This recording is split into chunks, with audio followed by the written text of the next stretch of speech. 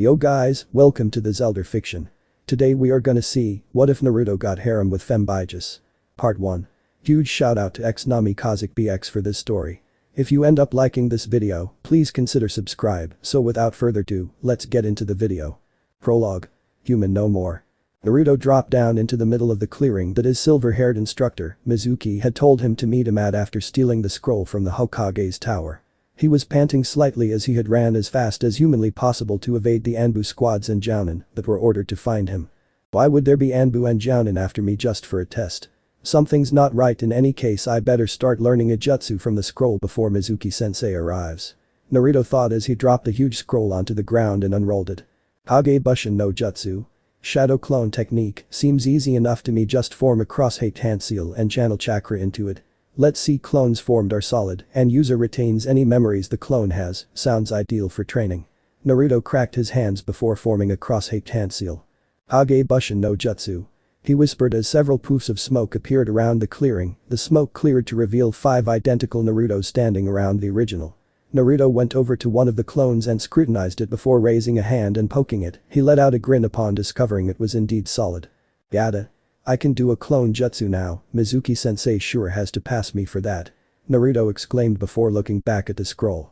If I learn an extra jutsu, then Mizuki-sensei could give me extra marks for the test.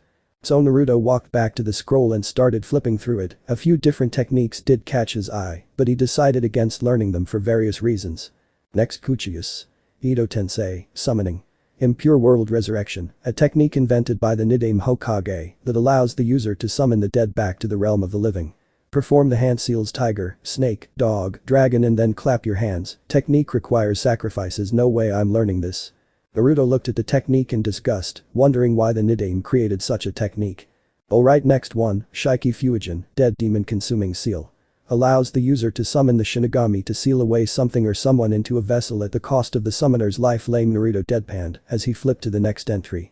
Benkatsu Seijin. Saru no Maji, limit break. Soul merge, this technique fuses the dark and light, also known as the yin and yang, opposing halves of the soul together. Labeled a kenjutsu because even though the user becomes extremely powerful, their personality can sometimes undergo a complete change. Hand seals are snake, tiger, dragon, boar, monkey and hold in ram seal while channeling chakra. Naruto grinned as this technique sounded interesting. He practiced going through each hand seal slowly so as to not mess up. "I've found you," a panting Iruka said as he dropped down in front of a surprised Naruto, who just grinned and pointed at him with 2 fingers. "Hey. I found the nosebleeder," Naruto exclaimed. "Aka. I found you," Iruka shouted using the technique that inflates your head before calming down and staring at Naruto. "Hey, you found me, but I've managed to learn 2 different jutsus from the scroll. Now you will have to let me graduate, right, Iruka-sensei?" Naruto looked at the Chunin instructor in excitement. "Naruto, where did you get that scroll from?" Iruka asked seriously. "Oh, this thing." Naruto pointed at the huge scroll. "Mizuki-sensei told me about the secret graduation test. He said I had to steal this scroll from the Hokage tower and meet him here. He said that if I learned a jutsu from this scroll and showed you, then I would definitely be able to graduate." "Mizuki? Well, look out." Iruka shoved Naruto out of the way and was hit by the hail of kunai that came their way, the impact sending him skidding into the wooden shack behind him. "Nice job finding the moron." Iruka and Naruto turned in the direction of the voice to find Mizuki crouching on a tree branch with 2 Fuma shuriken attached to his back. "I see, so that's what's going on." Iruka grabbed his side in pain as he spat some blood out of his mouth. "Naruto, give me the scroll if you want to graduate," Mizuki shouted at the confused boy. What? What the hell is going on here?" Naruto looked from Iruka to Mizuki in confusion. "Naruto. Whatever happens here, don't give Mizuki the scroll," Iruka shouted suddenly. "That's a dangerous scroll that contains forbidden ninjutsu inside it. Mizuki used you to get his hands on it. Naruto, there's no point in you having the scroll. I will tell you the truth now." Mizuki smirked at the shocked look on both Iruka's and Naruto's faces. "No. Don't," Iruka yelled, but Mizuki just ignored him. 12 years ago, when the Kyuubi attacked the village, remember how the demon fox was defeated by the Yondaime Hokage, right? Mizuki asked him. He nodded his head. "Well, on that day a special rule was created for this village, but this rule was never meant to be told to you." Mizuki inwardly grinned at the look on Naruto's face. "Why not me? What is this rule? Tell me," Naruto demanded, causing Mizuki to let out a dark chuckle. "What kind of rule is it?" "The rule that the Sandaime made was that nobody is allowed to talk about the fact that you are the Kyuubi no Yoko." "Nine-tailed demon fox," Mizuki pointed at him. What? Naruto stammered as his eyes widened in disbelief. What do you mean by that? Stop it, Mizuki. Haruka shouted but was ignored once again. It means that you are in fact the Kyuubi no Yoko that killed Haruka's parents and destroyed the village you were sealed up by the Hokage you admire so much, and Mizuki explained slowly. Stop it. Haruka desperately tried to prevent Mizuki from continuing. You have been lied to by everyone. Mizuki grinned in triumph. Didn't you find it odd that everyone hates you and how you were ignored and denied even the most basic necessities? Naruto clenched his fists as he closed his eyes and tears started flowing out of them. Haruka is the same as the rest of them. He may act friendly towards you, but on the inside he hates you as well. Mizuki unlatched the gigantic shuriken from his back and started spinning it with his hand. Naruto had his eyes closed so he didn't notice, but Haruka did and reflected on the words the Sandaime had said to him. Naruto has never known a parent's love and all the villagers hate him, so to get the attention he desires he causes all sorts of mischief and mayhem. He wants the people to acknowledge his existence in any possible way, he acts tough and indifferent, but he is really suffering on the inside. Ugh. Naruto had felt someone push him onto the ground and opened his eyes to see Haruka crouching over him, the giant shuriken that had been meant for him stuck in his back. Naruto looked at him in shock as Haruka's sweat and blood dripped onto his cheek and trailed down his whisker-like birthmarks. Mizuki sneered from his perch. Why? Naruto whispered as he looked at his teacher. My parents, after they died, there was nobody to compliment or acknowledge me. I always acted like an idiot or a clown just to get people's attention, since I wasn't good at learning or doing homework. It was better than being nothing, so I kept acting like an idiot. It was so painful. Haruka replied as tears started cascading down his face. Naruto, you must have also been in a lot of pain. I'm sorry, Naruto, if I only did a better job then you wouldn't have to feel like this. Naruto couldn't take any more and started running away. Naruto. Naruto isn't the type of person to have a change of heart, and I think he's planning to use the scroll to get revenge. You saw those eyes earlier, the eyes of a real demon. Mizuki said as he jumped down from his spot on the branch and landed near Haruka, who pulled out the giant shuriken from his back with a grunt. Naruto isn't like that. Haruka panted out. Well, that doesn't really matter.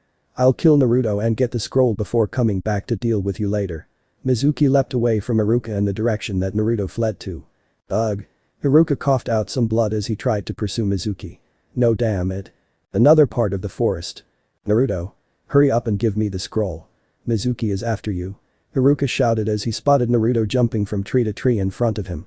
Naruto shifted direction suddenly and slammed his shoulder into Haruka's stomach, causing him to slam into the ground as Naruto collapsed at the base of a tree. Why, Naruto?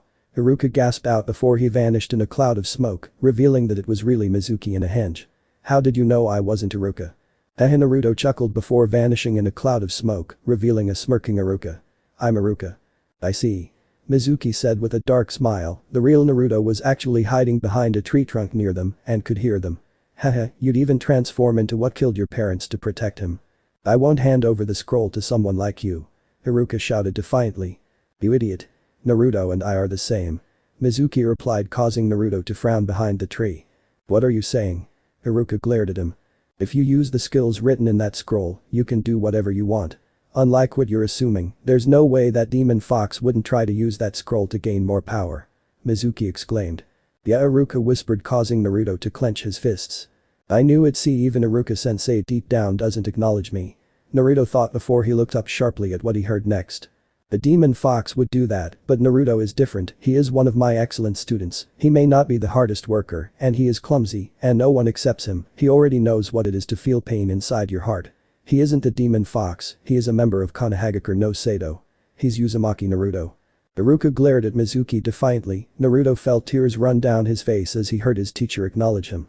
Well, whatever, Mizuki sneered as he took his remaining Fuma shuriken in hand. Haruka grunted as a sudden spike of pain shot through his body. Haruka, I said I would take care of you later, but I changed my mind. Hurry up and die. Mizuki screamed out as he spun the giant shuriken in his hand and dashed at the injured Haruka, who just smiled slightly at his impending doom. Before Mizuki could reach Haruka, an orange blur shot out from behind a tree and rammed Mizuki in the chin with his knee, causing the giant shuriken to slam into a random tree. Haruka looked at Naruto in shock as he landed in front of him after sending Mizuki skidding across the forest floor. You shouldn't have done that. Mizuki growled as he spat out some blood and stood back up. Don't touch Haruka-sensei, you piece of trash, or I'll kill you. Naruto glared at Mizuki. You idiot. Why did you come out? Haruka shouted but was ignored by the two. Ahaha, I'll kill someone like you in one shot. Mizuki exclaimed. Try it, I dare you. I'll show you what I've learned from the scroll. Naruto ran through the hand seals. Snake, tiger, dragon, boar, monkey and finally ram. Then do a demon fox. Mizuki shouted. Benkatsu Seijin. Saru no Maji, Naruto called out as he channeled his chakra into the ram seal, but suddenly doubled over in pain as red, blue and black chakra tendrils suddenly surrounded him. What the hell? Haha, trust someone like you to not know what a jutsu does before using it. Now die. Mizuki drew a kunai and charged at Naruto, but was suddenly blown away by a shockwave of power. Benkatsu Seijin. Saru no Maji, I've heard of this jutsu, it was created by the Shodaime Hokage. Apparently he figured out that everyone's soul is split in two parts, the yin and yang, light and dark. So the jutsu combines both aspects into one, this grants the user double their power and chakra at the risk of losing their original personality.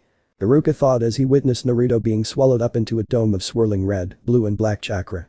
So what the heck is happening? Naruto's mindscape. Brip. Brip. Brip. Naruto opened his eyes to find that he wasn't in the forest surrounding Konoha anymore, instead he was in a strange sewer-like dungeon with a huge metal gate in front of him. He leapt backward in shock as two sinister crimson eyes appeared behind the metal gate, followed by a mouth filled with razor-sharp teeth. Boy, do you know what you have done, the strange figure behind the gate asked in a loud booming voice. You're the Kyuubi, aren't you? Naruto gaped as the Kyuubi moved forward slightly, revealing its blood-red fur and 9 tails fanned out behind it. Yes boy, I am indeed the Kyuubi, or was Kyuubi growled. What do you mean? Naruto asked with a puzzled expression. That jutsu you used was not meant to be used by people like you, a Jinchuriki, since you have an extra soul inside you. Normally I would be absorbed into you, never to be seen again, but your father's seal saved me from that. Kyuubi explained. Wait a minute, my father? The Yondaime is my father and he stuck me with this burden. Naruto yelled in outrage. Unfortunately yes, now as I was saying. The seal is powered by a soul shard of the Shinigami, and it is that instead of my soul that is being absorbed into you. Kyuubi used a tail to point at the trail of black chakra emanating from the seal tag. That explains the black chakra but not the red one. Naruto mused aloud. The red-colored chakra is mine, although my soul has been spared, the technique still claims something from me, and that is my power. I will eventually regain my power, but that would take a few years at least, so you will become a demon Shinigami hybrid by the time this jutsu is over. I won't be human anymore. Naruto whispered. No, but isn't being a demon with the power of the Shinigami much better than that? Kyuubi asked, causing Naruto to think about it a while. I guess that makes sense, and the only person whose opinion I give a damn about is Iruka-sensei. Hold up, then what happens to you? Naruto looked back at the Kyuubi. I will be released from the seal since it will be absorbed into you except without a single tail of power. Kyuubi answered simply. Oh I see. However, I would like something in compensation for my power, Kyuubi said suddenly. Well, that depends on what you're asking. Naruto trailed off as he waited. Nothing much, just that you take me as your mate. Kyuubi started transforming at the end of the sentence and went from a gigantic demon fox to a beautiful naked woman within the span of a second. Kyuubi had blood-red hair that fell freely down her back all the way to her shapely rear, she had long toned legs and firm cup breasts. Her pupils were a stunning crimson with a black vertical slit running through them, she had a pair of orange fox ears on her head, as well as 9 orange tails emerging from the area above her face. Naruto pinched his nose tightly to prevent himself from suffering a major nosebleed at the sight of the beautiful and sexy demoness in front of him. Why would you want me as your mate? Naruto asked once he had gotten himself under control but still blushed as he tried to avert his eyes from the naked body of Kyuubi. Don't be mistaken, I am a demon and we are attracted to power, and you will be the most powerful thing to walk this planet in a few minutes. You will understand once you absorb my power completely. Kyuubi smirked. Don't worry, you will be able to take other females as your mates as well, as long as you get my approval first. What? Naruto shouted in surprise. It is common practice for male demons of great strength to have multiple mates to ensure their legacy lives on through their children. Kyuubi explained simply. Fine, I guess I can do that. Naruto conceded to Kyuubi's request before suddenly collapsing on the sewer floor in pain. Looks like the jutsu is about to be finished, see you on the outside, Naru-kun. Kyuubi cooed as they both faded from the mindscape. Back in the forest. Mizuki regained consciousness in time to see the multicolored dome turn purple in color before withdrawing back into a tall male figure, holding a slimmer female figure in his arms. Naruto? Iruka asked in disbelief. What's up, sensei? Just sit there while I deal with the trash. Naruto's voice had deepened, but that was not all that changed. Naruto had shot up from a measly 1.45 meters to an impressive 1.7 meters, his once short spiky blonde hair now resembled his father's but had black streaks running through it. His original sky blue pupils were now amethyst in color and had a vertical black slit running through it. His whisker-like birthmark seemed to have darkened, and all traces of baby fat were gone from his face. Instead of the horrible orange jumpsuit he always wore, he was now garbed in a black kimono top and matching black hakama pants with a crimson haori over the shirt. He also had a sheathed katana attached to his left hip. "I'll be right back, Kyu-chan," Naruto whispered to the demoness, who was now clothed in a black yukata with crimson sash, as he placed her at the base of a tree. "Just call me a cane." QB, now known as a cane, told him as he nodded in acknowledgement before walking towards Mizuki. "I knew it. You are a demon." Mizuki shouted in glee as he threw a barrage of shuriken at the approaching figure of Naruto, who merely drew his katana from its sheath and deflected all of them. "No, I'm not a demon, I am more powerful than that," Naruto replied calmly as Mizuki finally ran out of shuriken and kunai. He approached the traitor who had backed up against a tree. "Lies. I will kill you now, and the village will proclaim me a hero." Mizuki laughed insanely as he jumped up and attempted to hit Naruto with a rising uppercut, but Naruto just caught his wrist with his left hand. "If you want a demon, I will show you how demonic I can be," Naruto growled as he used one hand and threw Mizuki upwards before sheathing his katana and leaping up after him. Just as he was about to reach Mizuki, Naruto drew his katana in a wide horizontal slash. "Gororyu no Joushu. Black Dragon's Rise," Naruto called out as he landed on a tree branch and Mizuki's body separated in a bloody shower at the waist. Akane licked her lips at the display of power, while Iruka watched in awe at how much power Naruto had gained just after performing that jutsu. "Iruka-sensei, are you alright?" Naruto asked the Chunin instructor, who snapped out of his stupor at the mention of his name. "Just need to get these wounds bandaged up and I'll be fine." Iruka grunted before looking Naruto over once again. "More importantly, what happened to you?" "I will answer any questions you have later, just let me heal your wounds first." Naruto's hand glowed purple, and Iruka watched in amazement as the wounds stitched up and healed themselves. "That was amazing." Naruto now about that explanation, "and who that lady is?" Iruka asked.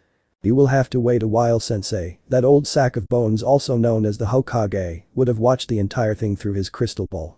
"So we would be called into his office anyway, where I will explain everything." A squad of Anbu appeared just as Naruto finished his sentence.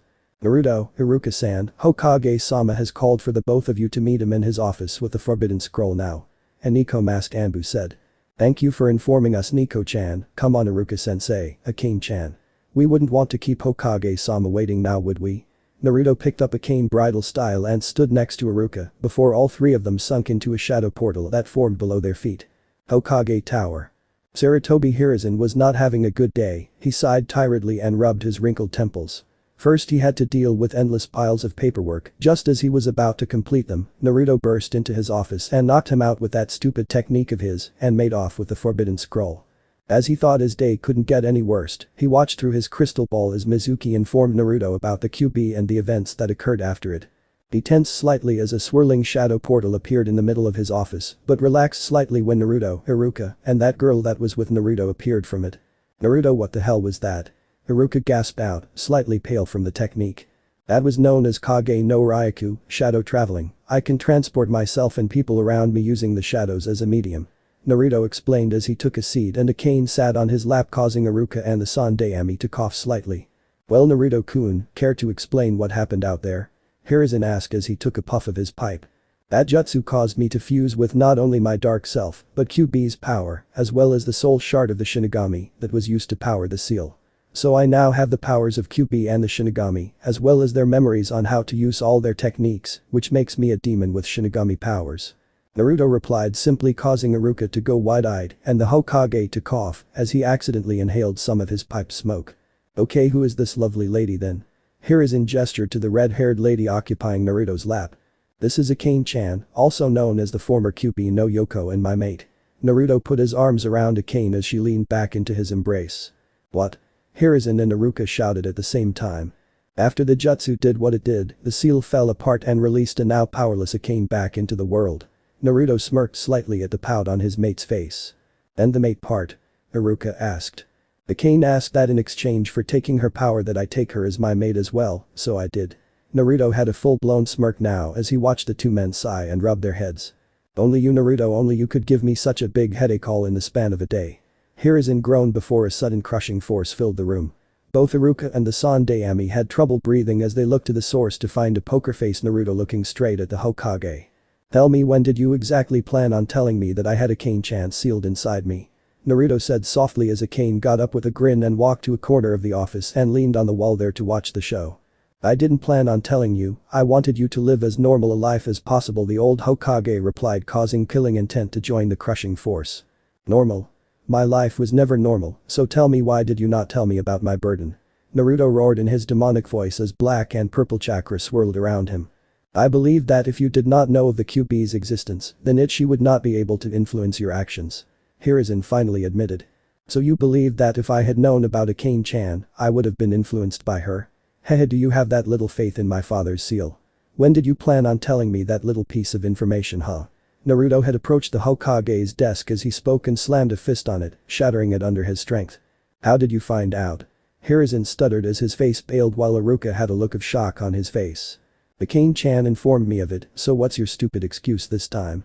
Naruto glared at the Hokage, who did his best not to flinch at the amount of hate and malice hidden within those slitted pupils. Your father had plenty of enemies, the most prominent being Iwa, and they would stop at nothing to kill or capture you if they found out about your heritage. Hiruzen replied. Did I ask you why you didn't tell Iwa? I ask you why you didn't tell me. I wondered all my life who my parents were and if they were proud of me or hated me like the rest of the villagers. And you knew all along but didn't tell me. Naruto snarled as he picked up the Hokage by his robes. I'm so sorry, Naruto, just tell me if I can do anything at all to make it up to you. Hiruzen said in a voice filled with remorse and shame, causing Naruto to drop him back in his chair. Tell me who my mother is, give me a ninja status and give me my inheritance, and maybe, just maybe I may forgive you, but I will never forget this. Naruto's voice returned to normal as the swirling chakra vanished and the killing intent and crushing force were retracted. Your mother's name was Uzumaki Kushina, she was the second Jinchuriki of the Kyuubi. And just swipe your blood across the portrait of your father, there is a blood seal on it and it contains your family inheritance. Collect your headband from me tomorrow morning. Hiruzen replied after a slight hesitation. Naruto did as he said and bit his thumb before swiping it across his father's picture, causing several scrolls to pop out of it. One more thing, please include Akane-chan into my team O and keep all that happened here to yourselves. I'll see you at the team selections in 3 days' time, Iruka-sensei, Jana. Naruto grabbed Akane and they both disappeared into a shadow portal. Hokage-sama, is the Yandai really Naruto's father? Iruka asked hesitantly. Yes, I am afraid so. Please keep what has happened here to yourself and you are not to reveal it to anyone on pain of death, you're dismissed, Iruka. Hiruzen sighed as Iruka gave a curt nod and vanished in a shunshin, body flicker. With Naruto. Naruto and Akane appeared out of a shadow portal directly in front of the Namikaze estate's gates. He turned towards the snickering demoness with a smirk. I knew it, my little act caused the old sap to feel guilty enough to cave into my demands almost instantly. Naruto said. Who knew that the Hokage was such an emotional old fool? Akane snickered before she was pulled into a kiss by Naruto, she smirked as he pulled away. And I like the new you, so much more spontaneous and demonic. Well, why don't I show you how much more demonic I can be? Naruto whispered huskily into her ear, sending a pleasant shiver through her spine. He reached out to push the gate open, but recoiled in surprise as a jolt shot through his arm. Damn, I forgot about the seal. Naruto bit his thumb again before swiping it on the seal matrix that appeared on the gate. It glowed yellow for a while before lighting up in the green. Naruto scooped up Akane bridal style and kicked open the gate, which automatically closed and locked behind the pair as they entered the estate. Naruto admired the triple-story house as he carried Akane up to the second floor. The house was well maintained despite being empty for the past 12 years. Must have been some kind of seal either dear old dad or mom invented. Naruto thought as he walked past multiple rooms until he found the one he had been looking for, the master bedroom. What do you say we christen our new home Akane Harem? Naruto growled playfully as he deposited the demoness onto the king-sized bed. I say I like the way you think, Naru-kun. Akane smirked seductively as she dragged Naruto into a kiss and started removing his clothes. Life just got a whole lot better. Naruto thought with a grin. On Akane-chan, we wouldn't want to be late for the all-important team selections now, would we? Naruto shouted sarcastically. Of course we wouldn't, now how do I look? Akane asked as she came down the stairs and did a little twirl. She wore a crimson tank top with the kanji for Vixen on the front and tight black jeans. She wore black fingerless gloves with the left one reaching up to her elbow. Her hair fell freely down her back and she chose to tie her forehead protector around her left bicep instead. Just as beautiful, sexy and deadly as always. Naruto replied with a grin as he gave her a peck on the lips. He wore a form-fitting black t-shirt with a white laughing skull on the front and black jeans as well. He wore metal-plated black fingerless gloves and chose to tie his forehead protector around his left bicep as well. "Oh, you always know what to say." Akane cooed as the couple left the Namikaze estate and made their way to the academy where team selections were taking place. On the way there, both of them caused heads to turn as they walked down a street. The males were wondering who the beautiful and sexy Reed was, while the females were discussing about the handsome and feral-looking blonde. "I wonder how funny their reactions will be when they realize that I'm the demon brat and you're the QB no Yoko," Naruto whispered to his companion. "Probably something involving mass panic and screaming about killing the demon brat and his whore." Akane snickered at the image in her mind. "Well, I see the academy ahead, shall we see what team we are on, my dear?" Naruto grinned at the demoness. "Why, I believe we should." Akane replied with a matching grin as they walked towards the academy. In Iruka's class. Iruka sighed as he watched his class interact with each other. He had no idea how 3/4 of the class were going to make it as a shinobi. Out of the entire class, he could only sort out a few that actually deserved and could make it as a shinobi. Nara Shikamaru, Akimichi Chouji, Aburami Shino, Inyazuka Kiba, and Uchiha Sasuke, that's about all, and even these few have some problems to sort out. Iruka frowned slightly. Shikamaru is a genius, but is lazy like all the males of his clan. Chouji is strong and talented, but is too kind for his own good. Shino has to open up more. Kiba is too brash and headstrong, and Sasuke, well, I don't even know where to begin with him. Iruka glanced over the rest of the class. Baruno Sakura, extreme fangirl syndrome and only passed the test barely thanks to her book smarts and her mother being on the council, Iruka thought as he observed a pink-haired girl with an oversized forehead. Yamanaka Ino falls into fangirl category as well, though much better than Sakura, has the potential to surpass her father if only she trained harder, Iruka thought as he looked at the blonde-haired girl. Yuga Hinata, not a fangirl, okay, still a fangirl but of a different person, too shy and lacks confidence, also too kind for her own good. Iruka mused as he looked at the Hyuga heiress. I just hope their Jounin senseis can knock their bad habits out of them. Oh well, time for an announcement. Iruka sighed as he discreetly performed hand seals under his desk. Shut up and get back to your seats. Iruka shouted using the demon head enlargement technique, causing the class to scramble for their seats and quiet down immediately.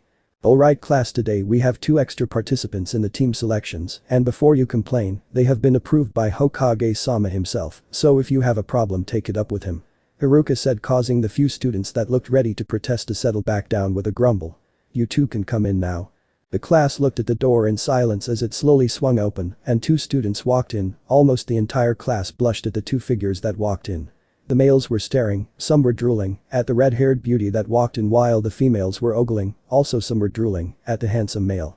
Class, I would like to introduce you to Uzumaki Naruto and Uzumaki Akane. Iruka announced before bracing himself. Nani? The entire class roared in shock and surprise, well, everyone except Shino and Shikamaru, with the former just raising an eyebrow and the latter just being too lazy to care. Iruka-sensei, what is Naruto Baka doing here? He failed the genin exams, remember? Sakura screeched like the howler monkey she was descended from. Well, he passed a secret test made by Hokage-sama himself. Iruka was interrupted by Naruto himself. Mizuki was actually a traitor who used me to steal the forbidden scroll of seals from the Hokage tower, but I stopped him after I figured it out and the old man promoted me to genin for that. Naruto explained in one breath. Naruto Baka, stop lying. There's no way you could win against a chunin. Sakura moved to punch him, but Naruto merely yawned and sidestepped before grabbing her by the hair and throwing her across the room and into the back wall. Everyone gaped at him, not at his strength, but for flinging his Sakura-chan across the room and into a wall. What Naruto said is true, and can someone please get Sakura out of the wall? Iruka sighed and rubbed his temple. The day had just started and he already felt a headache forming. Yo Naruto, you didn't tell me you had a super hot sister. Kiba shouted as he eyed Akane. Akane-chan isn't my sister, she is my mate, so stop eyeing her unless you want me to rip out your eyeballs and shove them up your face. Naruto growled at him. Oh shit, sorry about that, man. Kiba apologized immediately because he was from the Inyazuka clan and they knew not to take another person's mate, especially a friend's. Mate? A timid voice squeaked out, causing the class to turn and look at the source, which turned out to be Hinata, who blushed from being the center of attention. Yes, my mate, as in my life companion, the person who I sleep with and eventually bear my children. Do I need to explain further? Naruto clarified.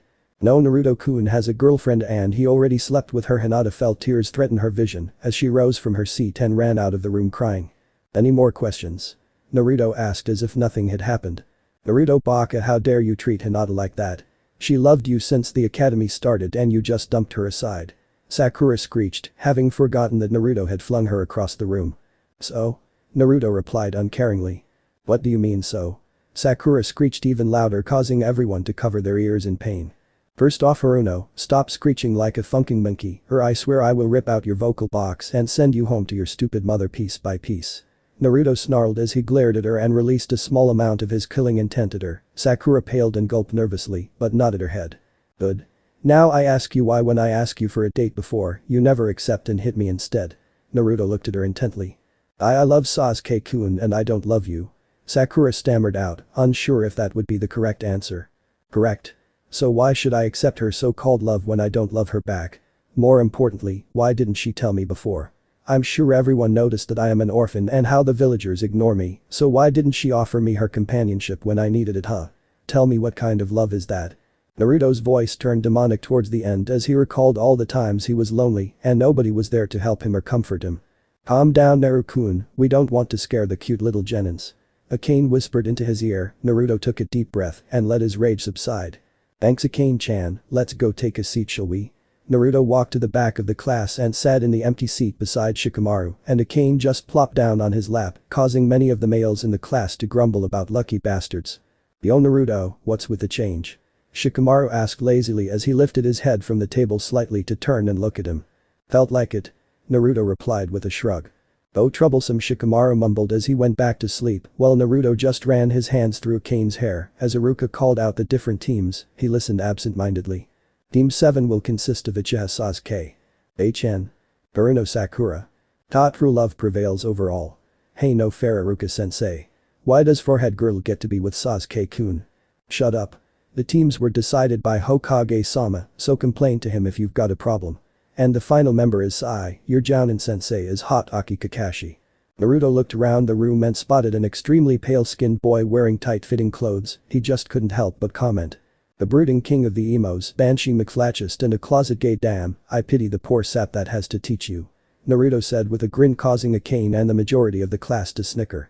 So says the failure of a ninja. Sasuke retorted with his signature smirk, causing his fan club to swoon. Sasuke-kun is right, Naruto baka. Sakura stared at Sasuke with hearts for eyes. Shut up. Naruto, stop antagonizing them.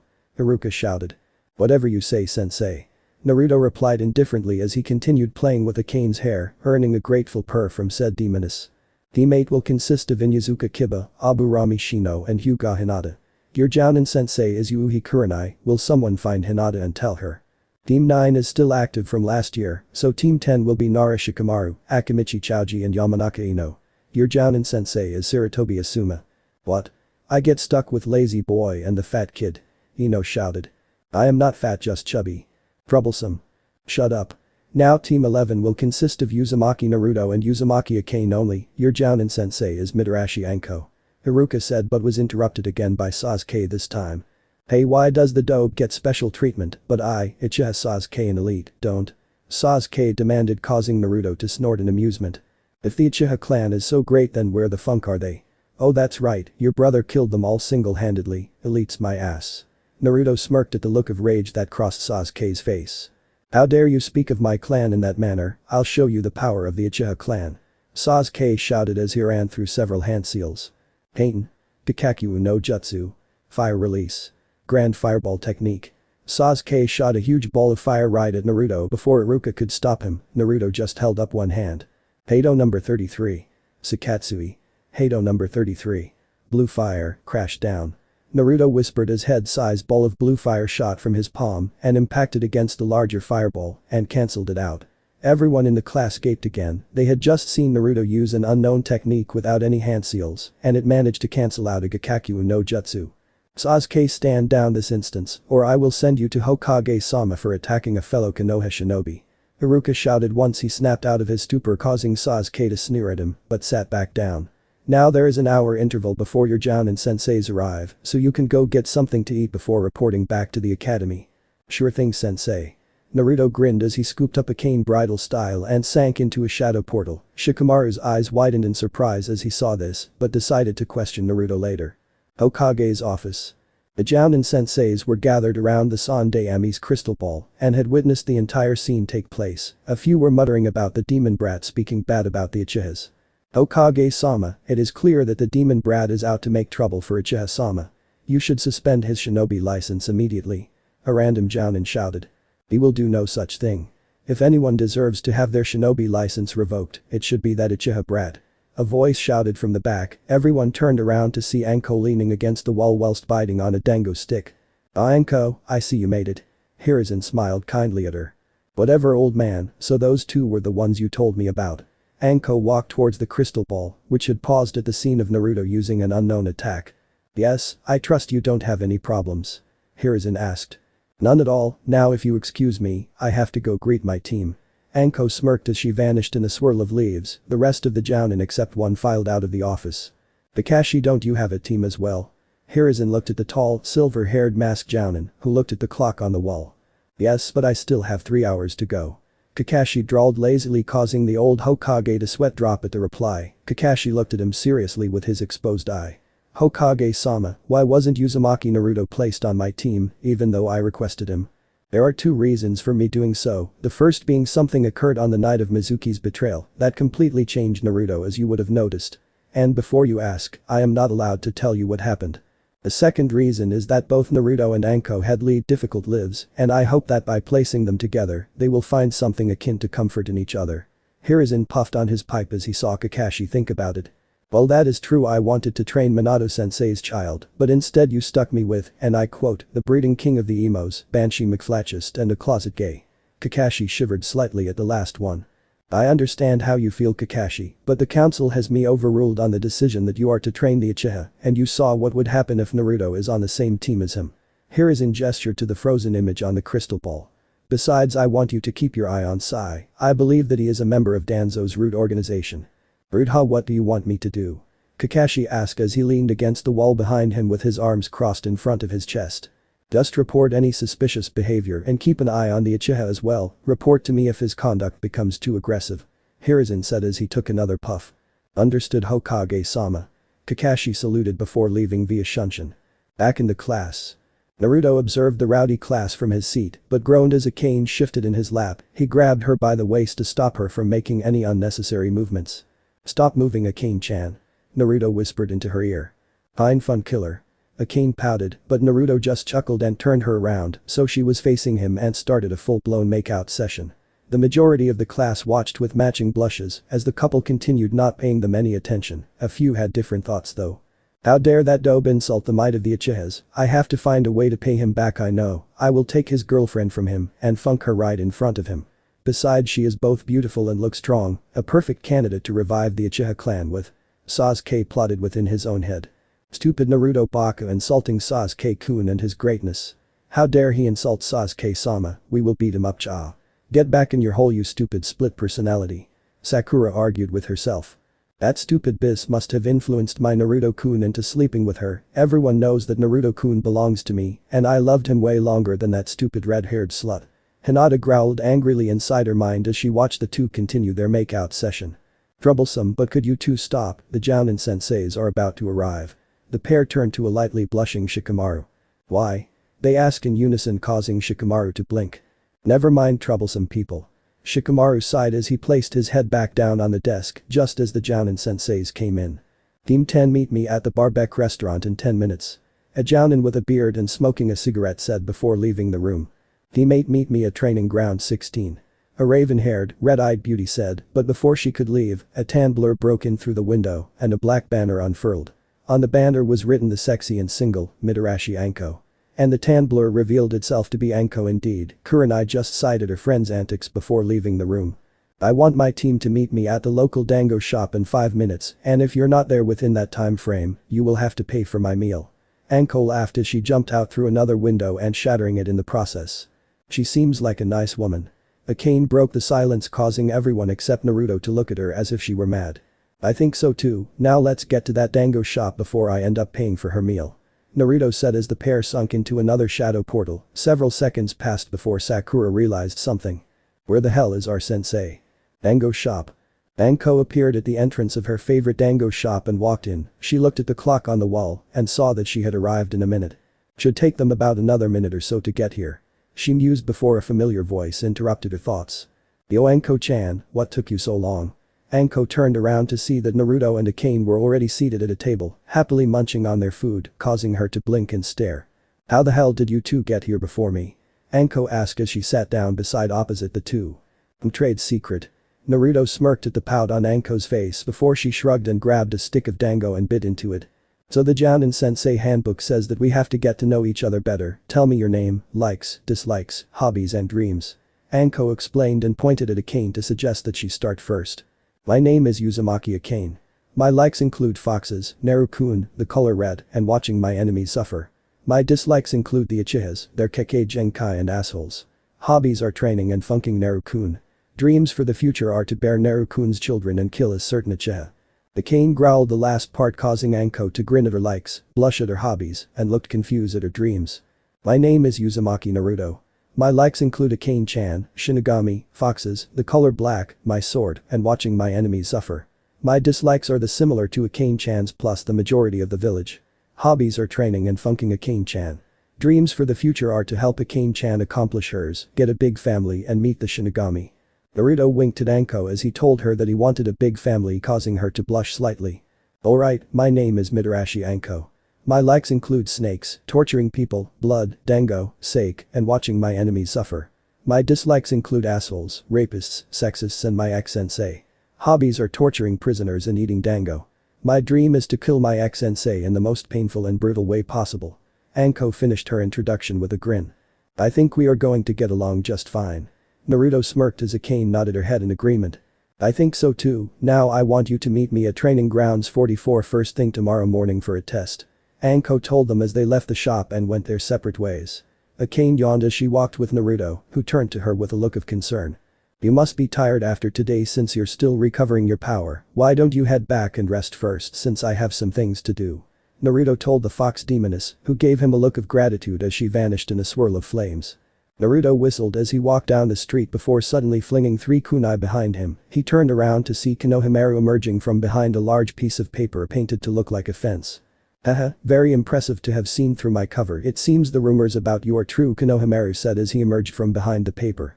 "Braid him again." Naruto sighed inwardly as he recalled what had happened that caused them to cross paths. Flashback no jutsu.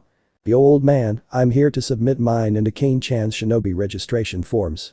Naruto entered the Hokage's office through the window. "Oh, Naruto-kun, right on time, just hand them over for me to check." Hiruzen chuckled as he took the 2 slips of paper from him and read through them. "At least your new attitude works better for your shinobi career. I swear you would have messed up your picture if you had your old attitude." "I would have, but I'm not the old me anymore," Naruto replied seriously as he leaned against a wall beside the Hokage's desk.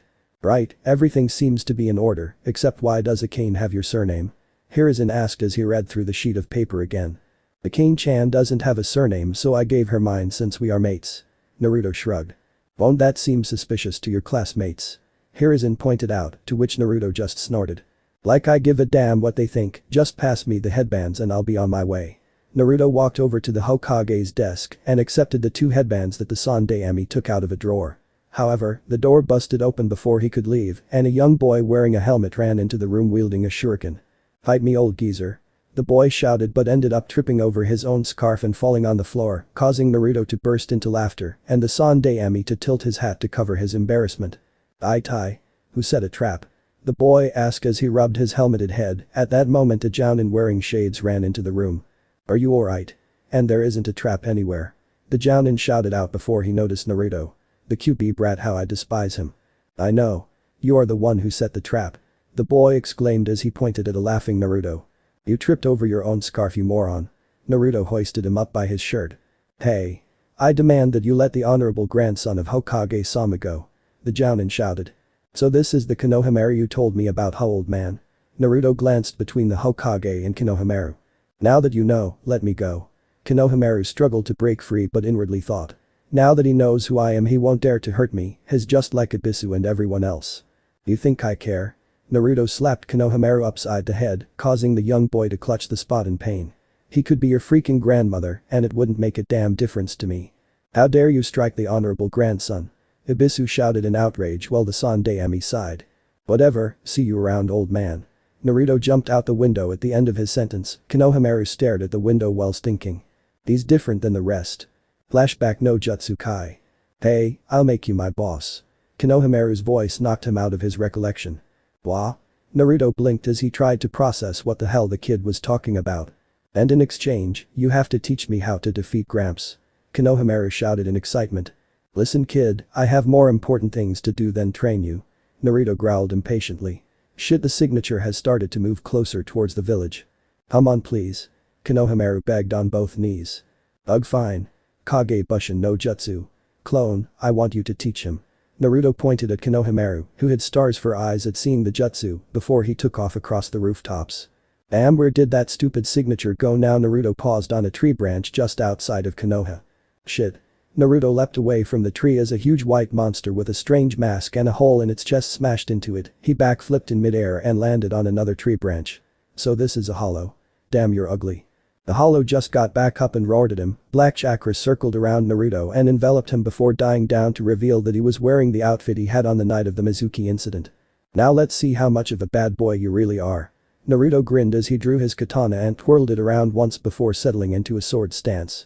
The hollow roared and charged him on all fours. Naruto noted that it was surprisingly fast for a creature of its size. Naruto blocked a punch with his arms, but the force of the blow sent him crashing into a tree trunk. He coughed as he climbed out of the debris. Note to self, don't try that again. Naruto groaned. The hollow roared and tried long swiping attacks with its claws. Naruto dodged or parried the attacks with his katana. Naruto growled and switched into a different stance as the hollow charged him. Gororyu no Tsume. Black Dragon's Claw. Naruto flashed past the hollow and sheathed his blade as the hollow dropped dead in two separate pieces. I have to thank the Shinigami for all those techniques just from absorbing a soul shard.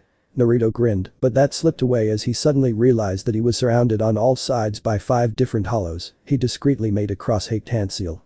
Kage Bushin no Jutsu.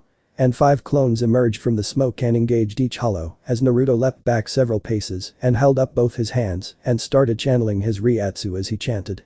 Sanzai Suru, Kimono no Hon. Sentum, KMSHM, Kentetsu no Sharon. Yugakiba K's, Tamariba Sora. Yuriutsu Naro ga KMJM Naimachiru. Sprinkled on the bones of the beast. Sharp tower, red crystal, steel ring. Move and become the wind, stop and become the calm. The sound of warring spears fills the empty castle. Naruto chanted as yellow Ryatsu formed an orb in his hands. Heido number 63. Reikm. Thunder roar cannon. Naruto shouted as a massive blast of lightning shot out of his palms and into the group of hollows that were busy fighting his clones. The resulting explosion tore up the ground as the clones dispersed and Naruto watched as the Kido spell disintegrate the hollows. I have to practice using Ryatsu some more, that spell really took some effort. Naruto said as he panted slightly from using such a high-level Kido. He hopped down from the tree branch and started walking back to Konoha. I better get some rest since I have to fight Anko-chan tomorrow morning. Next day at Training Grounds 44 Aka Forest of Death. Naruto yawned and stretched as he and Akane waited for their team sensei to arrive. They didn't have to wait long as the tan blur known as Anko dropped down in front of them.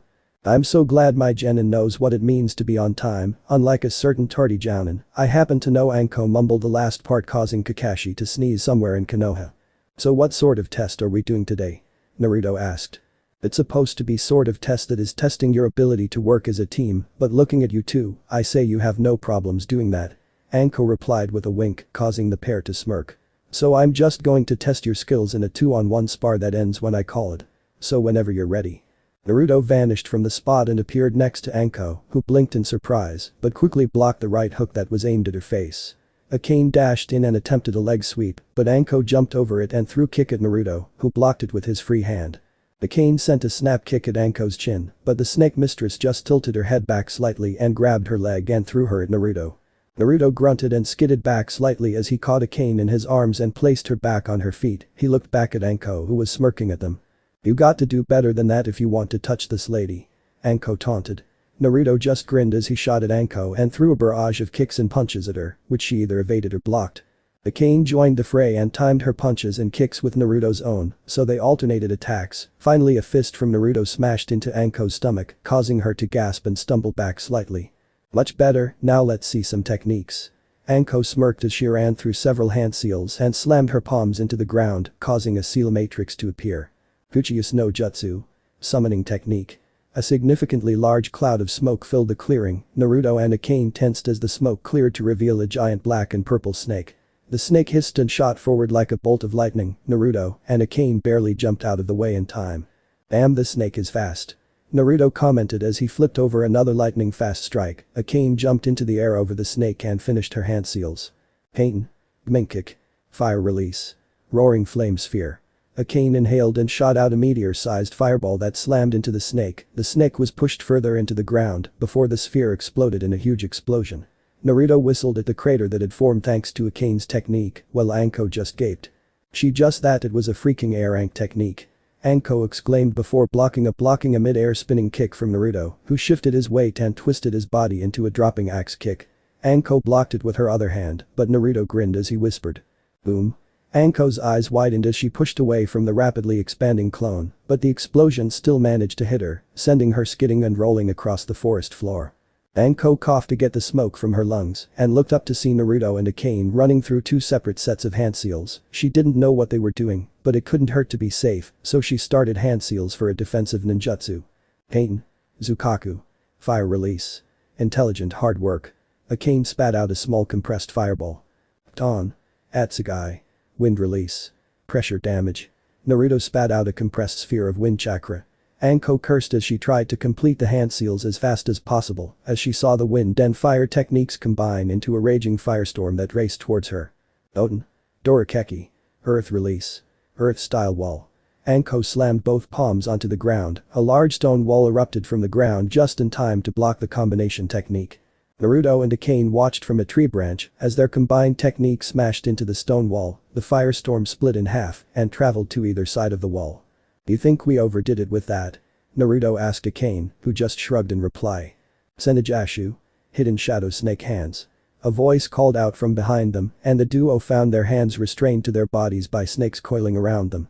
They turned around to see a grinning Anko leaning against a tree trunk with her hands extended towards them. Looks like I've caught you. Back at number 4. Hinawa. Crawling rope. Naruto's voice called out from behind her and Anko found herself entangled by an energy rope before Naruto walked up behind her. No, it looks like I've caught you. Naruto whispered directly into her ear. Anko shivered slightly as his hot breath tickled her ear and looked back at the two she captured only for them to erupt in smoke. Kage Bushin's huh? Alright, you two passed the test, so can you release the technique now? Anko asked him. What if I don't want to? Naruto replied teasingly as he hugged her from behind, causing her to blush slightly as she could feel his rock-hard muscles. Don't you already have a girlfriend? Anko gasped as Naruto kissed her neck. The Cane-chan is my mate and she said that I am expected to have a harem. Naruto trailed off suggestively as Anko looked for a cane and found her eating a bucket of popcorn as she sat on a tree branch. Oh, did she now, and you thought I would be interested? Why? Anko asked as she tried her best not to moan as Naruto caressed her body gently. Let's see, shall we? We both are hated for something we can't control. The villagers despise us and call us names. We both had our lives screwed over by a seal, and most importantly, we both know what it feels like to be abandoned and lonely. Need I say more? Naruto's words caused Anko to tear up as she remembered how Orochimaru had abandoned her and how the villagers called her the Snake Bis and the loneliness she felt as nobody trusted her. No matter how hard we try, there will always be doubt in their hearts, but I know how it feels like. The stares, the whispers behind your back, the disgust in their eyes. Naruto released the binding spell, but his words had taken effect already as Anko clenched her fists as tears rolled down her face. Why don't they accept me? I tried so hard to prove my loyalty, Anko whispered softly as Naruto gently stroked her hair in a calming motion. It's alright, Anko-chan, who needs their approval? I accept you for who you are. I don't see you as Orochimaru's ex-student or the Snake Bis, but as Mitarashi Anko, a beautiful and deadly kunoichi. Naruto said in a loving manner. Wow, Naru-kun could really get a side career in acting. He's going in for the kill. Akane thought as she munched on her popcorn. And if that doesn't convince you, I can always remove this little seal from you. Naruto rubbed the spot where her curse seal was causing Anko to gasp. You can really do that? Anko asked with hope in her eyes. Of course I can. Naruto replied. Please remove it. I'll do anything, I'll be your slave, you can funk me whenever you want, but please just remove it. Anko pleaded. All I want is for you to accept my offer of being my next mate. Naruto tilted her head up and she looked into his slitted amethyst pupils. I accept, Naruto-kun. Anko whispered, causing Naruto to smile as he leaned down slightly and captured her lips in a kiss. But now this might sting a bit. Naruto told her as he channeled his yaki into his fangs and bit down onto her curse seal and started draining the soul shard of Orochimaru out of it. Naruto pulled his fangs out and spat into the grass and watched as the curse seal slowly fade and finally disappeared. It's gone. Arigato, Naruto-kun. Anko embraced him as tears of joy ran down her face. I'm finally free of my burden, thank you so much. SHH, it's alright Anko-chan. You have to report to the Hokage soon about the test, come on. Naruto smiled as Anko wiped away her tears with her sleeve. That's my girl. Hokage's office 5 minutes later. Sarutobi Hiruzen puffed on his pipe as he looked over the jounin that have once again gathered inside his office. They had just returned from testing their team, and Kakashi was surprisingly on time for once. Alright, I want your reports on your team. The Sandaime ordered. Team 1 failed, they were practically useless. Genma reported. Team 2 failed, they spent the entire time arguing instead of finding me. Aoba said. Team 3 failed, they have no concept of teamwork at all. Hey coughed. The Hokage listened as the jounin senseis of teams 4 to 6 all reported failures, and finally everyone tensed as Kakashi stepped forward. Team 7 passed, albeit reluctantly. Kakashi sighed. Mind elaborating on that? Hiruzen asked. Well, where to begin? Sasuke is a revenge-driven, egoistic, arrogant genin who expects everyone to bow to the might of the Uchiha clan. Sakura is his useless lapdog that has no skills whatsoever and only fawns over the Uchiha 24/7. They only passed because Sai gave Sakura some of his lunch after she was tied to the training post. Kakashi explained. Very well, please proceed Kurenai-san. Hiruzen told the Genjutsu mistress. Team 8 passed, they could use a little work though. Kurenai replied. Team 10 passed, they may not get along outside of combat, but when in battle they work just as well as their fathers. Asuma told his father. Team 11 passed with flying colors. Anko smirked at the curious looks on her friends and the Hokage's faces. What did your team do to warrant such praise? Hiruzen asked, he knew about it, but he couldn't let them know that he knew about Naruto. First off, I ranked their Taijutsu at about high chunin to low jounin rank, and their teamwork is superb. Both showed they could perform B-rank ninjutsu, while Likane did an A-rank technique, they also combined a wind and fire technique that created a huge firestorm. Naruto was able to capture me with an unknown binding technique that ended the test. Anko recounted, causing several different reactions in the room. I would expect nothing less from the new Naruto, and Kyuubi Hiruzen smiled slightly behind his hands that he used to cover his mouth. I'm glad that sensei's son is already so strong, but I thought the academy records listed him as dead last. How did he change so much over a few days? Oh well, that isn't for me to wonder, at least he got himself a hot girlfriend. Kakashi released a perverted giggle inside his head. Ah, the snake bis must have felt sorry for the demon brat, so she made up that story. We all know that the demon brat was dead last in the academy. A random jounin voiced his opinion, causing several killing intents to be aimed at him, and Anko held a kunai that was pointed at his groin. You can insult me, but the moment you insult my genin is when you have crossed the line, so I recommend you think before you open your mouth lest you lose something important next time. Anko hissed with narrowed eyes at the man, who nodded vigorously in fear of his privates. When did Ko-chan get so overprotective over some genin, the resident Jinchuriki no less? Kurenai mused as she saw her friend's strange behavior. Haha, I knew placing Naruto and her together would have positive results. The Hokage chuckled to himself. Thank you all for your reports, please report first thing tomorrow morning with your genin squad to collect your first mission. Hiruzen dismissed the gathered jounin. But Naruto, Akane and Anko. So how did the meeting go, Anko-chan? Naruto asked the snake mistress in the tree beside them, causing her to pout and jump down in front of them. How did you know I was there? Anko asked. Enhanced senses. Naruto tapped his nose with a smirk. So how was it? It was alright, some punk insulted you, so I threatened him with a kunai to his goods, but everything else was alright. Anko chuckled at the memory, causing Naruto and Akane to sweat drop. So who else passed their tests? Naruto asked. Kakashi's team passed barely, Nai-chan's team and Asuma's team. Anko listed off. Oh, I sort of hoped that the Uchiha would fail. Akane sighed. Guess you can't always get what you want. Cheer up Akane-chan, look at it this way, now the Uchiha has a higher rate of dying on his missions. Naruto smirked as a grin crept onto Akane's face. Oh, speaking of missions, old man Hokage asked us to report in tomorrow morning for our first mission. Anko informed them. We're not going to do those lame fast D-rank missions, are we? Naruto's eyebrow twitched at the thought of painting a fence or chasing after some stupid cat. Hey, who do you think I am? Mitarashi Anko will never do D-ranks, and neither will her awesome team. Anko pumped her fist into the air, causing Naruto to chuckle and Akane to giggle. Hey Anko-chan, how is the place you're staying at? Naruto asked seriously, causing Anko to flinch slightly, but that was all Naruto needed to see. Pack your stuff, you're coming to leave with Akane and me at the estate. Estate? Anko echoed. Oh right, I haven't told you yet, Naruto sighed as he began his long fast narration of the events that had transpired the night of the Mizuki betrayal, all the way till the moment they met her, including how he was no longer human and half demon, half Shinigami. Now that you know all that, does it change your opinion about me? Is what you said in the afternoon true? Anko asked softly. Yes, every word. Naruto replied before Anko pulled him into a kiss. Then nothing has changed between us, my loyalty is now to you, not to this village. Anko spat out the word like it was poison. Thanks, Anko-chan. Naruto smiled genuinely at the snake mistress. He may be a demon, but even a demon needs love. Now go pack your bags and meet me outside the Namikaze estate in half an hour's time. Half an hour later. Anko gaped at the interior of the Namikaze house. It looked more like a daimyo's royal palace than a house. Naruto had informed her that Akane was asleep already as he helped her place her bags in the master bedroom as well. Weren't you and Akane already using the room? Anko pointed out. The room is big enough for us to share, and so is the bed, so why should I let you sleep alone? Naruto answered honestly, which caused Anko's already blossoming love for him to increase further. And don't worry about anyone breaking in or anything of that sort, since only people I have keyed into the seal are allowed to enter the premises. Wait, if there was a blood seal, and you were no longer human, then how did you activate the seal as well as the one on the Yondaime's picture? Anko asked as she realized it. Very astute of you, Anko-chan. I simply used my Yaki to overload the seal matrix and caused it to reset to my new DNA signature. Something as simple as that is child's play to me. Naruto smirked as Anko shrugged. Naruto let Anko use the shower as he took off his clothes, leaving only his boxers, and plopped down next to Akane. Anko came out in a black nightgown and crawled into bed beside Naruto and snuggled into his right arm as Akane took his left before they drifted off to sleep.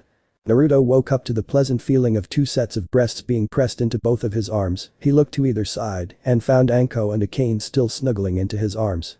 He didn't want to wake them up yet, so he performed a sealess kawarimi substitution with a pillow that had been carelessly discarded on the floor. Naruto yawned as he stretched his arms and back before walking into the bathroom. He paused mid-stride and looked at his own reflection in the mirror. Damn, I sure look different since the fusing, Naruto mused as his slitted amethyst pupils stared back at him instead of his original sky blue pupils. He threw off his shirt and smiled since his body, which had been skinny and malnourished, had buffed up thanks to absorbing Akane's Yaki.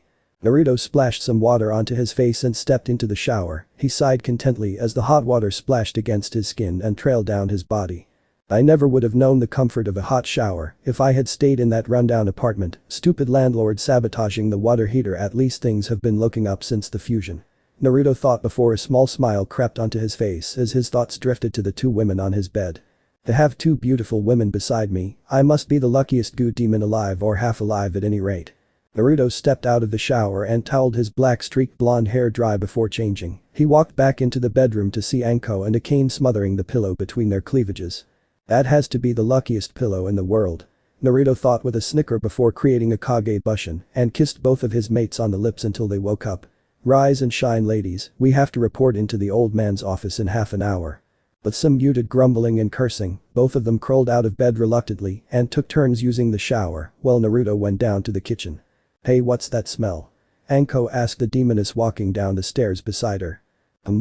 Oh, that's just Naruto-kun fixing breakfast. He picked up cooking surprisingly well. Akane replied as they both entered the kitchen to see Naruto setting 3 plates on the table and a stack of pancakes in the middle. Morning, ladies, eat up quickly since we have an appointment. Naruto said as the trio sat down and ate their breakfast with a few snatches of conversation here and there. Naruto created several clones to deal with the dishes as Naruto grabbed both their shoulders and shadow walked them into the Hokage's office. Team 11, you're the first to arrive, so you have first pick of the mission. You can walk the Inuzuka's dogs, mow a law, paint a fence, catch Tora. The Sandaime was interrupted before he could go further. Old man, I swear if you give us any of those lame fast chores you call D ranks, that I will kill the person who requested them and use their corpse for my kinjutsu practice. Naruto chucked darkly, which both Akane and Anko thought was a slight turn on for them. How about a C rank instead?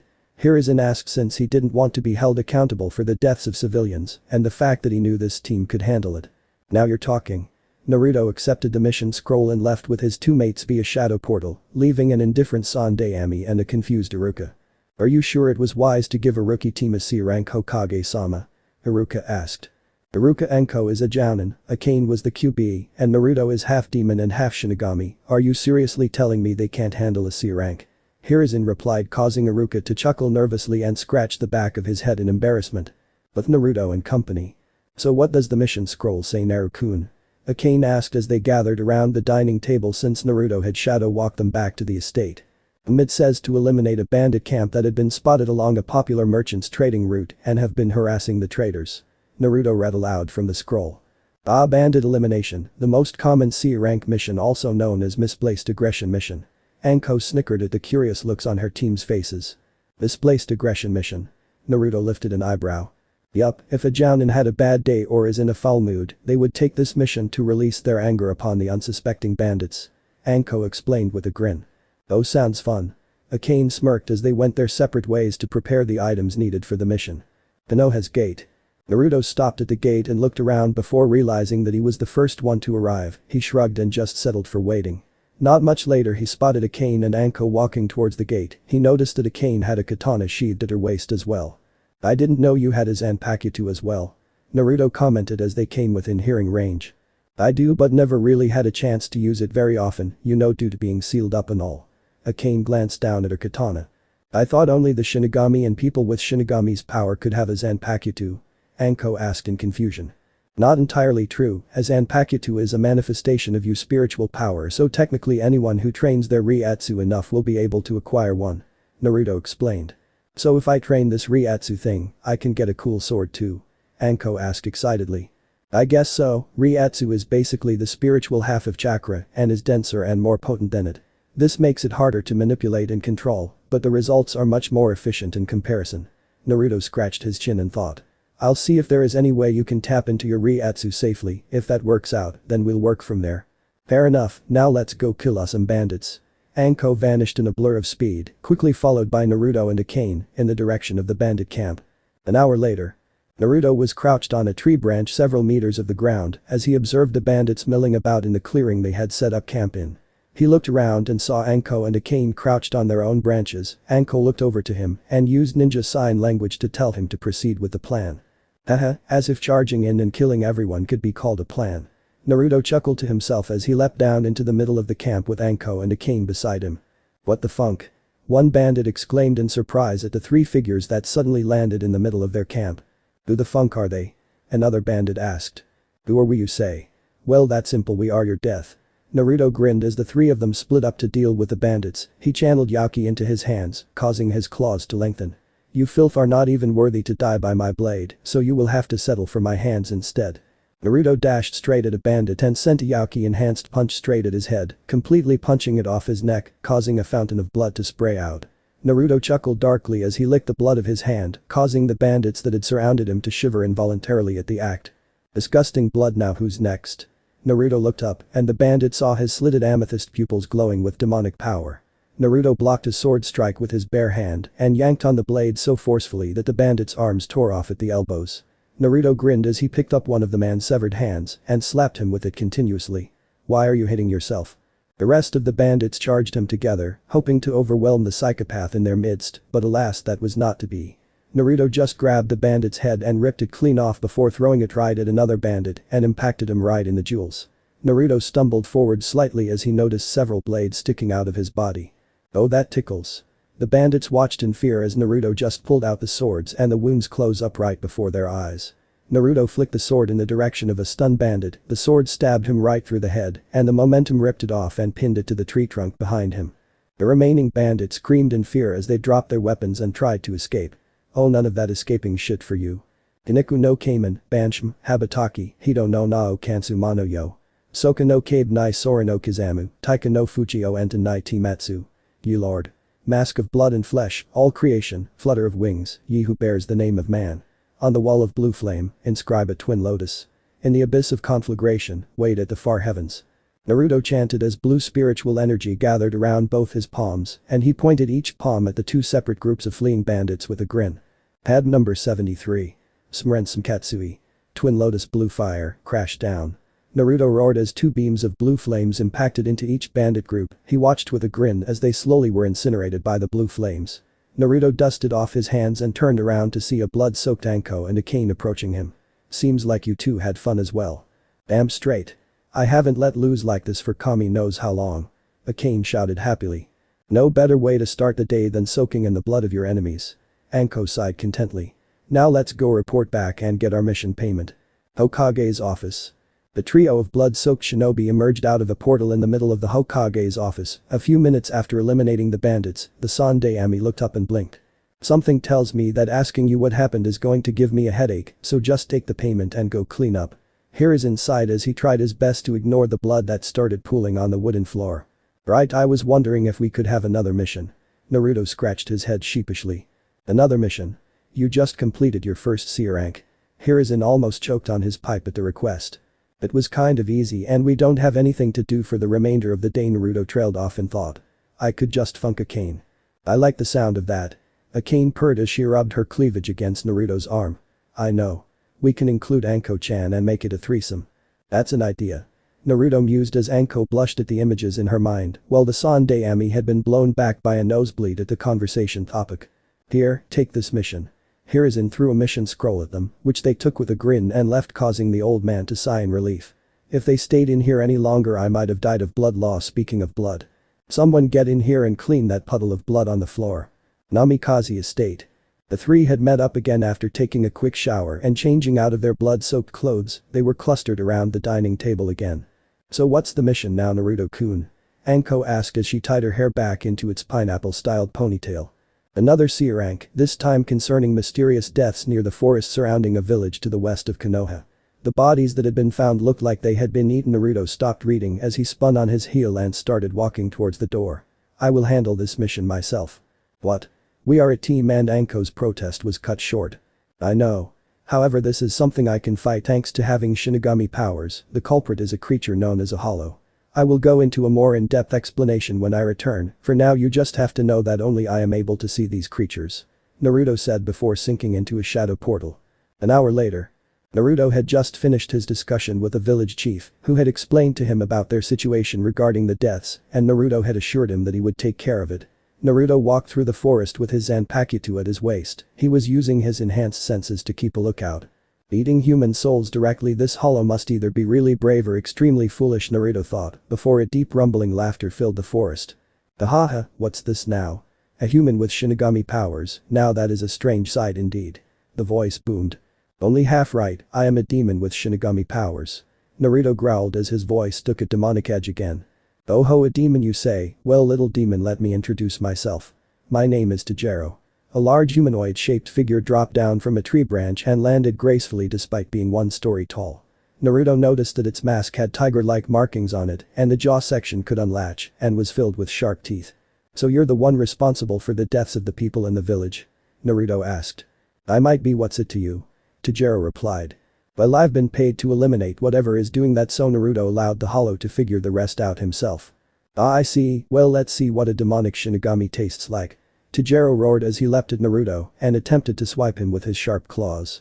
Naruto sprang back from the tiger-like hollow, but Tajiro kept up the relentless assault as he leapt after Naruto whilst slashing away with his claws. Naruto flipped over a claw swipe and landed on Tajiro's outstretched right arm before aiming a palm at his mask. Had number 31. Shakum. Red flame cannon. Naruto shot a ball of crimson spiritual energy straight at Tajiro's mask, resulting in a fiery explosion that knocked the large hollow back slightly with his face smoking. I'm still not that well versed in Kido, without the incantation my spells aren't at max power, but this guy is too fast. Is that the best you got, boy? Tajiro roared as he rushed at Naruto out of the smoke, his mask slightly singed but otherwise fine. Naruto drew his Zanpakuto and deflected the first few attacks launched at him before he braced himself and snapped a kick that connected with Tajiro's chest and knocked him away slightly. Kage Bushin no Jutsu. Naruto created 6 shadow clones and had them attack Tajiro, who was surprised to see multiple copies of his enemy. Naruto grinned at the distraction as he began drawing on his spiritual energy into his palm. Sanzai Suru, Kimono no Hon. Senm, KMSHM, Kentetsu no Sharon. Yugakiba K's, Tamariba Sora. Yuriutsu Naro ga KMJM Naimachiru. Sprinkled on the bones of the beast. Sharp tower, red crystal, steel ring. Move and become the wind, stop and become the calm. The sound of warring spears fills the empty castle. Naruto chanted as yellow spiritual energy enveloped his entire right fist in an orb of electricity. Had number 63. Reikm. Thunder roar cannon. Naruto shouted as a blast of concentrated blast of energy shot towards Tajiro and impacted against his chest before exploding in a thunderous roar. "You're better than I expected, boy," Tajiro coughed as he pulled himself out of the small crater, only to see Naruto vanish in a blur of speed from the tree branch and reappear beside him. "How? Shunpo. Flash step." Naruto whispered with a chuckle as he extended his index and middle fingers from a closed fist, forming a gun-like shape and pointing it at the back of Tajiro's head. Bye-bye. Head number 4. By Akurai. White lightning. A concentrated beam of bluish-white lightning shot from his fingertips and through Tajiro's head and mask. Naruto watched as the hollow collapse on the floor and disintegrate. Well, that was interesting. Hokage's office. "Naruto, I would appreciate it if you would actually enter my office using the door." Sometimes Hiruzen sighed as he looked up from his paperwork to see Naruto standing there. "May I use it when I feel like it?" On a more serious note, Naruto placed the mission scroll on the Hokage's desk. "I want you to promise me that if any more missions like this one come up that you will give them to me." "For what reason do you want to do these kinds of missions?" Hiruzen asked, bewildered as he looked at the mission scroll again. "The creatures that are behind these disappearances are known as hollows. They can only be seen by people with Shinigami-like powers, so I am the only one who can accomplish these missions." Naruto replied seriously. "Fine, if any of such missions do appear again, I will hand them to you directly." On another topic, what techniques did you use against Anko and in your missions? Hiruzen puffed on his pipe. "Those can only be performed by Shinigami, so there is no point in explaining about them. See ya." Naruto waved as he leapt out the window and vanished in a blur of speed. Namikaze Estate. "I'm back." Naruto called out as he walked through the front door and was immediately tackled to the floor by a tan blur, which revealed itself to be Anko straddling his stomach. "Start explaining, mister," Anko demanded. "I will once you get off my stomach," Naruto deadpanned as Anko pouted but jumped off and helped Naruto to get up. "Please get a cane-chan and meet me in the living room." Naruto watched as Anko nodded and went off to find a cane. He sighed as he mentally prepared himself for a long explanation about hollows. "Okay, now that we're all here, hollows are a race of creatures which are born from human souls who, for various reasons, do not cross over to the afterlife after their death and stay in the human world for too long. They are corrupt spirits with supernatural powers that devour the souls of both living and deceased humans." Naruto explained slowly to make sure the two women understood. "Hollows are former pluses, deceased human souls that lose their hearts to despair or remain in the real world for too long. The majority of ghosts peacefully move on to the afterlife after their deaths.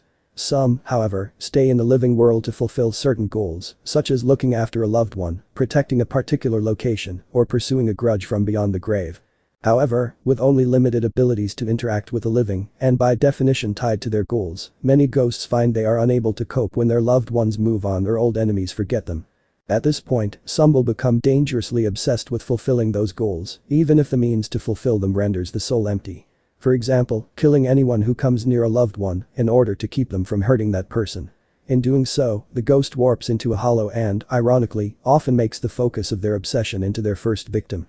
Naruto repeated word for word from the memories he gained from the Shinigami Soul Shard. "That's a lot to take in, so technically anyone can become a hollow?" Anko asked, to which Naruto nodded solemnly. "Damn, that sucks. They are dangerous and can only be seen by people with high spiritual powers, such as myself. That's why I don't want you two to accompany me on missions regarding hollows," Naruto told them. "I guess you're right, it's just that I'm the QB no Yoko." Yada Kane clenched her fists, but Naruto just drew her into a hug. "Well, look at it this way, we all have abilities that make us special, so mine just happens to involve hollows." Naruto comforted her, but a pecking at the window drew his attention. He opened the window, and a messenger bird landed on his hand. Naruto opened the small scroll that the bird had been carrying and read the note. "Naruto, please report to my office immediately. We have a situation concerning those hollows you told me about. Sandaemi Hokage." "Shit, sorry girls, but the old man just sent me a message concerning hollows," Naruto said as he sunk into a shadow portal. "Be careful," Naruto, Kane whispered softly, but Anko managed to catch. "They only wanting him for his power. Doesn't look like it." Anko smirked inwardly at the thought. Hokage's office again. "The old man, what's this about hollows?" Naruto asked as he rose out of a shadow. "Ah, Naruto, you're here. A team of Chunins I sent out on a mission just returned with only 2 of the original 4 members alive.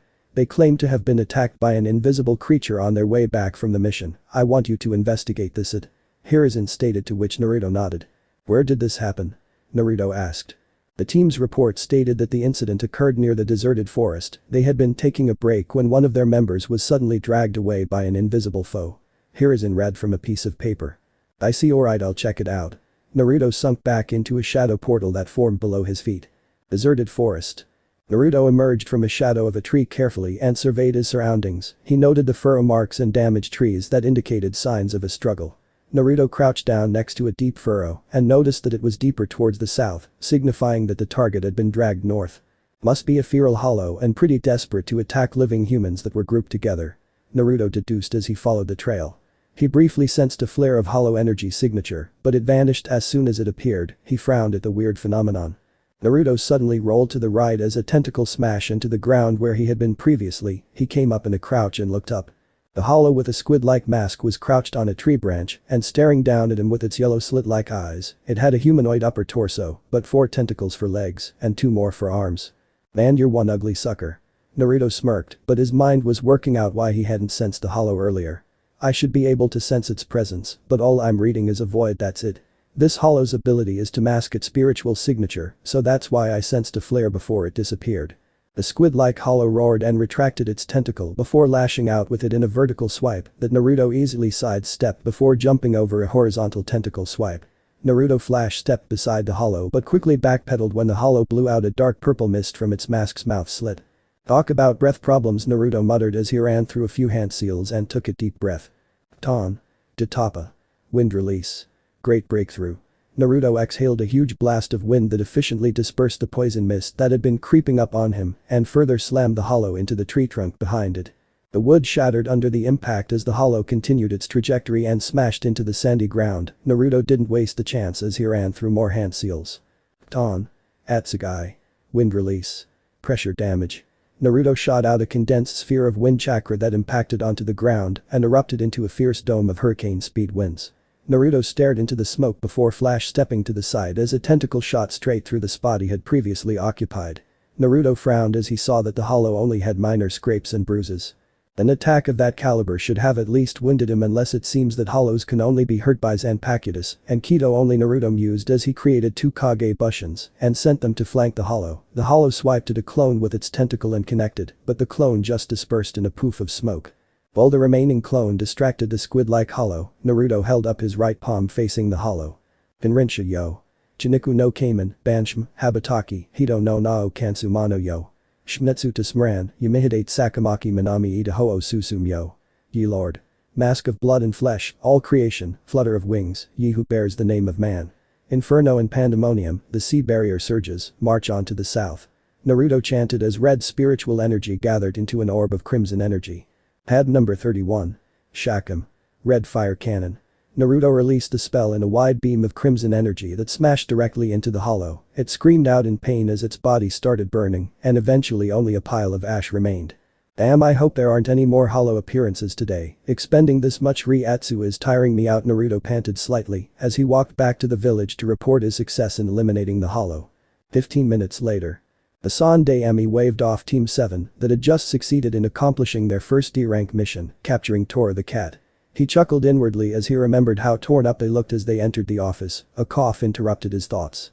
"I have dealt with the hollow at the deserted forest." Naruto crossed his arms as he stared at the Hokage. "Very good, Naruto-kun, take this as payment for a successful C-rank completion." Hiruzen tossed him a bag of coins, which he caught. "If that's all, I'm heading back now." Naruto leapt out the office window, causing the Hokage to sigh. "Someday, Naruto, I don't know when, but someday I will find a way to force you to use my office door."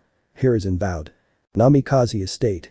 Naruto walked through the front door and collapsed face first into the couch in the living room with a tired sigh, causing Akane, who had been training, to walk over. "It's rare to see you this tired." Akane gestured to his prone form as Naruto rolled over, so he was facing skywards. "It's because expending Reiatsu is different than using chakra. I have an unlimited supply of Yaki, so I can't get exhausted, but Reiatsu is another thing completely. Plus I discovered that the funking hollows can only be hurt by a Zanpakuto or Kido spells, meaning ninjutsu is ineffective against them." Naruto groaned. "Speaking of Reiatsu, Anko has been wondering when you were going to test out a Reiatsu training with her." Akane told him. "I'll get on it when I don't feel like I have an Akimichi sitting on my back. Where is Anko-chan anyway?" Naruto asked, causing Akane to shrug. "Not sure, just told me that she has to go meet Kurenai-san at the Dango bar for some reason." Akane replied before helping Naruto upright. "Come on, let's get you to bed." Naruto made his way to the bedroom with Akane's help and fell back onto the comfortable mattress with a content sigh. Akane giggled and tucked him in before leaving the room. Akane grabbed her Zanpakuto and placed it on her lap before she started meditating. Akane Zanpakuto's inner world. Akane opened her eyes to find herself in a throne room with a flame motif. A woman dressed like a queen with flowing fire for hair sat on the throne. "Hello Akane, long time no see, do you still remember my name?" her Zanpakuto spirit asked. Of course, Akane smirked. "Good, I would have been most upset had you forgotten it," the spirit replied. "For what reason have you come in here?" "I want to be able to help Naruto fight against these hollows," Akane said with determination. "So basically you don't want to feel useless?" the spirit replied. "Yes." Akane whispered softly, but her Zanpakuto heard it nonetheless. "I don't see how I can help you there except lend you my aid when possible." The spirit crossed her arms.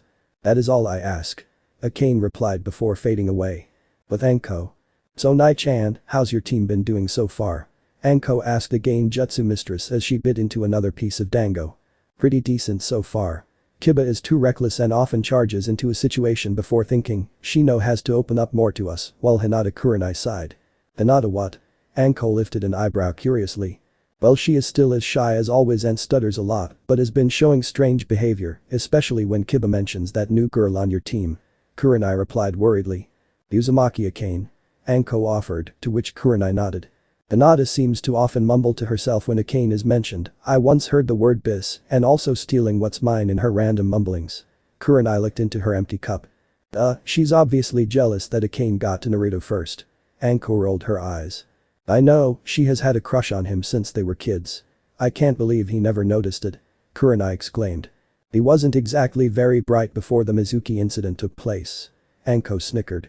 "I guess since you're his sensei, could you ask him to give Hinata a chance?" Kurenai asked hopefully. "Not a chance in hell," Anko replied furiously. "You heard his explanation in the classroom, she didn't bother to help him out when he needed it, so too bad for her." Kurenai stared after her friend in mild shock as she stormed out of the bar, all the while wondering why her friend had reacted in such a manner. "How dare she tell me to ask Naruto-kun to give that creepy pale-eyed stalk a chance?" Anko ranted inside her head as she walked down the street. "Yo Anko." A lazy voice drawled, causing her to look around until her eyes rested upon Kakashi, who was reading his stupid book as usual. "What do you want, Kakashi?" Anko asked irritably. "Wow, didn't someone wake up on the wrong side of the bed this morning?" Kakashi replied with his signature eye smile. "Stop wasting my time and spit it out." Anko scowled. "He's fine, I want you to hand this scroll to Naruto. Just tell him it's from me." Kakashi handed her an ordinary sealing scroll. "What's inside it?" Anko eyed the scroll suspiciously. "Nothing bad, just a jutsu that I believe he should learn. Jana." Kakashi waved as he walked away. Anko blinked and looked at the scroll for a total of 3 seconds before shrugging and resuming her walk back to the Namikaze estate. Making sure that nobody was nearby first, Anko entered the estate and through the front door to find Akane going through some sword katas by herself. "Hey Akane, have you seen Naruto-kun?" Anko asked the retard, who paused for a while and wiped the sweat from her brow. "He just returned around 15 minutes ago, but he was dead tired, so I told him to get some sleep. He's currently sleeping in our bedroom," Akane replied. "Oh, I see," Anko said. "So what were you looking for him for? If it's for your Reiatsu training, he already told me he would get right on it the moment he isn't so tired." Akane informed Anko of what Naruto had told her. "No, that's not it, Kakashi gave me this scroll to hand to him. He said it was a jutsu scroll, contained a jutsu that Naruto-kun would be interested in learning." Anko took the scroll out of her coat pocket and handed it over. Akane inspected the scroll thoroughly before shrugging. "Seems like a normal sealing scroll to me, besides I don't believe Kakashi has a grudge against Naruto-kun." Akane returned the scroll to her. "So what do I do with it?" Anko asked. "You can either hold on to it until Naruto-kun awakes or just leave it at the bedside table," Akane suggested. "I think I'll just leave it on the table," Anko decided and went up to the bedroom as Akane returned to her kenjutsu practice. Unknown location. "Pain, has everyone been briefed?"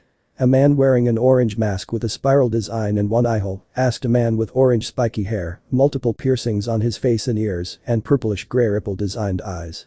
"Yes, Madara, everyone has been told of our organization's purpose," Pain replied. "Good, then inform everyone that it's almost time for Akatsuki to move."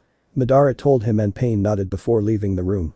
All according to plan, Madara reached a hand under his orange mask and rubbed a hand along a smooth white porcelain surface that covered a quarter of his lower jaw. "Soon I will be complete." The end. So how was this part? I hope you like it. And if you like it, share this part with your friends and like the video too.